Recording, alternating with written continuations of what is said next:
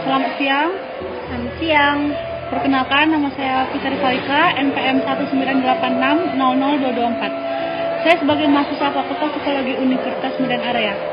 Sebelumnya saya mengucapkan terima kasih banyak kepada saudari yang telah meluangkan waktunya untuk membantu saya dalam menyelesaikan tugas praktikum observasi dan wawancara. Nah, sebelum kita mulai, ada baiknya kita perkenalkan diri dulu ya. Di sini saya bersama informan saya Tamara Susan dari Medan. Baik, di sini kita akan melakukan wawancara terstruktur, di mana wawancara ini tidak akan disebarluaskan, hanya sekedar pemenuhan tugas yang diberikan oleh dosen. Baik, apakah sudah bisa kita mulai? Nah, kalau ditanya, menurut kamu apa sih itu insecure? Kalau menurut aku sendiri sih, insecure itu kayak gimana kita lebih melihat sisi kekurangan diri kita sendiri sih. Kadang kayak misalnya kita melihat seorang dengan kelebihannya, kita jadi merasa kayak down gitu. Dan kadang sampai stres juga sih. Terus kalau insecure itu bisa dalam hal apa aja sih? Kalau menurut aku insecure itu bisa dalam banyak hal sih. Kayak bisa dalam kayak bakat seseorang atau pekerjaan seseorang. Misalnya kalau dalam pekerjaan biasanya, apalagi kalau kayak kita perempuan ya, kalau ada perempuan yang bisa lebih dari kita, kadang kita ngerasa kayak, ih dia keren ya gitu, kok aku sih gak bisa sih kayak dia gitu. Kalau dari kamu sendiri pernah nggak ngerasa insecure? Pasti dong. Boleh nggak diceritain nih pengalamannya? Misalnya nih, kalau aku lebih sering sih insecure sama perempuan yang kayak pintar dan berbakat. Kayak kita semua pasti tahu ya, Maudy Ayunda, dia tuh pintar banget, pintar terus berbakat, bisa main film, nyanyi, bikin lagu, bikin instrumen musik, keren sih. Jadi kadang kalau melihat yang kayak gitu tuh kadang, aku nggak bisa ya kayak gitu. Kapan ya aku bisa kayak dia gitu? Aku nggak berbakat dan sepintar dia sih gitu sih kadang. Baik, sebenarnya kalau dari penyebabnya nih, penyebab dari seorang merasa insecure tuh kayak gimana? Kalau penyebabnya sih kadang karena kita nggak menyadari kelebihan kita sendiri sih biasanya. Terus kadang misalnya nih, kalau misalnya dari aku sendiri, aku lebih memandang kelebihan orang lain daripada aku memandang kelebihan diriku sendiri. Kayak apa yang orang bisa, aku nggak melihat sisi itu di diriku sendiri. Jadi aku lebih kayak, aku kenapa nggak bisa, aku kok kayak gini gitu. Lebih ke menyalahkan diri sendiri. Tadi kita udah denger ya cerita dari pengalaman insecure-nya. Terus ketika kamu insecure nih, hal apa sih yang kamu lakuin untuk mengurangi rasa insecure itu? Hal biasanya yang ini ya buat diriku sendiri, berdoa sih juga, terutama berdoa, karena apapun yang kita harapkan pasti semua atas izin Tuhan ya. Terus yang kedua, lebih mencintai diri sendiri, karena kadang apa yang orang punya belum tentu kita punya, dan apa yang kita punya belum tentu orang lain punya gitu. Jadi lebih kayak self love, percaya diri aja gitu ya. Ya dong.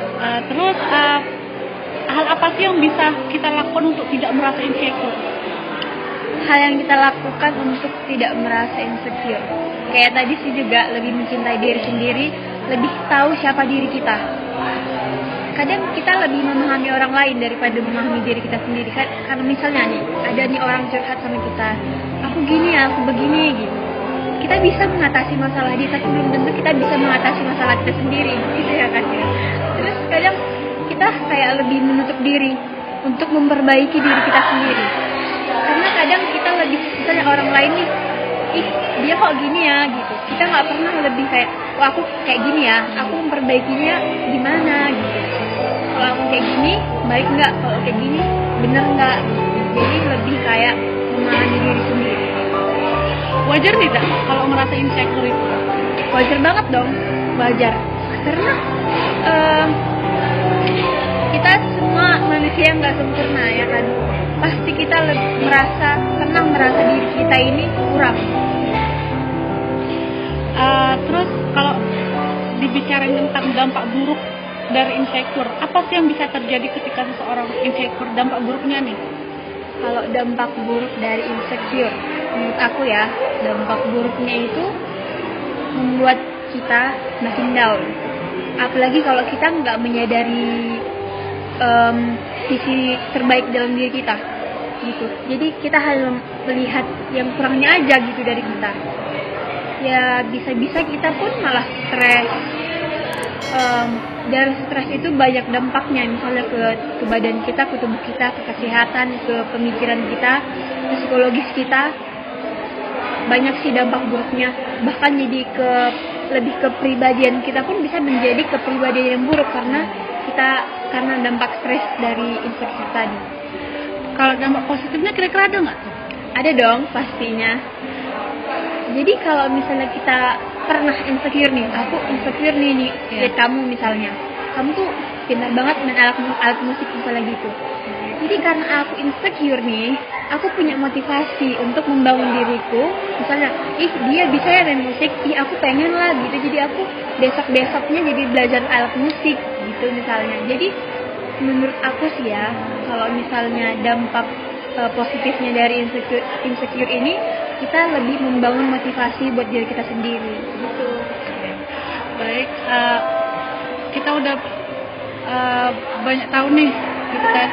Terus kalau ditanya tentang insecure, banyak orang yang bilang kalau insecure itu artinya tuh tidak bersyukur gitu. Apakah orang yang insecure itu termasuk orang yang tidak bersyukur kalau menurut kamu sendiri? Kalau menurut aku sih bukan ke tidak bersyukurnya ya, tapi lebih ke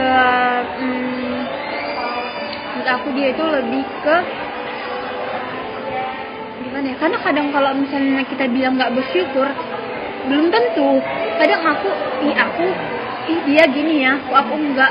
Kadang kita bukan karena nggak bersyukur kita seperti ini gitu. Kadang karena kita melihat sesuatu yang lebih aja dari diri kita gitu. Jadi kalau ada orang bilang insecure itu nggak bersyukur, entah aku salah sih. Baik, jadi seperti itu ya. Oke, baik, terima kasih banyak ya atas penjelasannya. Semoga apa yang kamu sampaikan menjadi manfaat maupun motivasi bagi saya sendiri maupun bagi teman-teman yang lain. Amin. Jadi sampai sini aja wawancaranya. Oh ya, sebelum saya tutup, apa aja nih harapan-harapan ke depannya baik untuk kamu sendiri maupun untuk saya dan untuk teman-teman yang lain? Kalau dari aku sendiri sih, apalagi tentang hal insecure ini ya, marilah kita lebih mencintai diri kita sendiri, memahami kelebihan diri kita, lebih percaya diri, karena apa yang orang lain punya belum tentu kita punya dan gak harus kita punya. Dan sebaliknya, apa yang kita punya belum tentu orang punya. Jadi mari kita lebih mencintai diri kita sendiri. Kalau untuk harapan kedepannya lah untuk teman-teman yang lain untuk tidak merasa insecure gitu. Harapan saya sih ya, terutama buat diri saya sendiri sih. Harapan saya kedepannya kita bisa lebih membangun diri kita menjadi lebih baik. Apalagi kita perempuan ya, kita harus percaya diri. Intinya kuncinya tuh ya bersyukur dan percaya diri ya gitu. Oke, terima kasih untuk harapan-harapannya. Kita sudah sampai di akhir wawancara. Baik, saya akhiri wawancara ini. Lebih dan kurangnya saya mohon maaf. Terima kasih sekali lagi untuk waktunya yang sudah mau meluangkan waktunya untuk wawancara ini. Terima kasih. Selamat siang.